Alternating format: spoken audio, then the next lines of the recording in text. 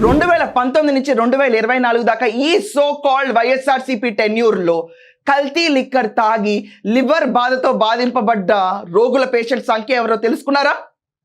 మద్యపాన నిషేధంతోనే ముందుకొస్తాను అని చెప్పి ఓట్లు అడిగి మరి జనాల దగ్గరికి వెళ్ళి సర్వీస్ చేస్తాను నేను మీ బిడ్డని అని చెప్పి నమ్మి అందరినీ ఓడించినట్టుగా ఓట్లు వేయించుకుని 151 స్థానాలు గెలిచిన వైఎస్ఆర్సీపీ పార్టీ ఆర్ ప్రణాళికలు రాసి ప్రజల ముందుకు తీసుకొచ్చిన జగన్మోహన్ రెడ్డి గారు వీళ్ళందరూ తీసుకొచ్చిన లిక్కర్ బాధితుల సంఖ్య 31,000 సబ్జెక్టు కరెక్షన్ యావరేజ్గా పెట్టుకోండి. 25,000 నుంచి 31,000 మంది జనాలంటే ఎంత పెద్ద సంఖ్యది.